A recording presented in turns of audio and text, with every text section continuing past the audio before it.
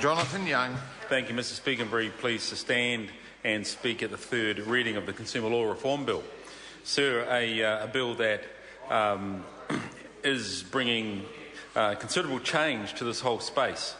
It would have to be known and just recognise that consumers have probably had the best deal under any government in these last 5 years. When you think about the cost of imports, you think about the cost of interest rates and such like, it has been a good time for consumers, perhaps a more difficult time for exporters, even though our export in this country has seen considerable increase and particularly up into China, bringing some great prosperity to this nation.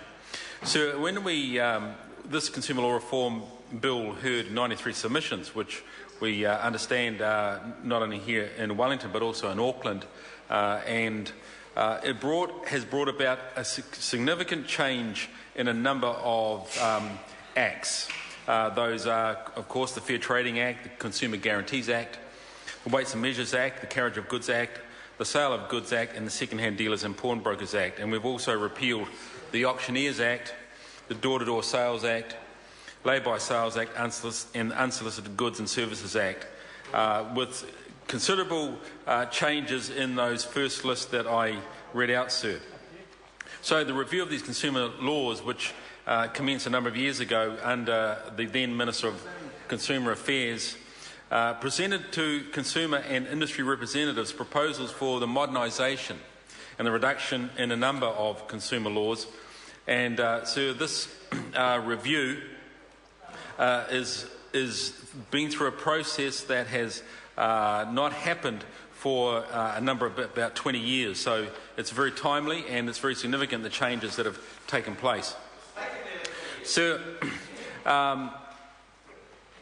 one of the areas that we looked at is the term of an unfair contract and how that affects people in their dealings with business.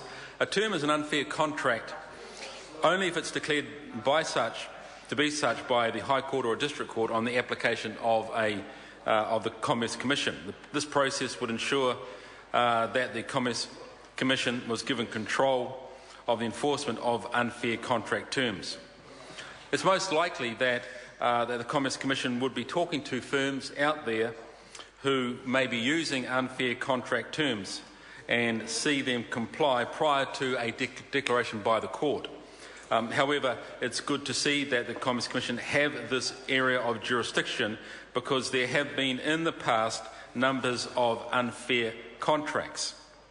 For example, a rent-to-own scheme included terms and conditions in their contracts to the effect that the consumer did not purchase the property but was granted a right to occupy the property under a 30-year instalment agreement. There were a number of contractual terms that would have been likely to have been regarded as unfair. For example, the occupiers had to pay for any repairs that the investor companies said needed doing, and if the occupiers failed to meet a payment at any time in the 30-year period, the agreement would be terminated. So this is an example of an unfair contract.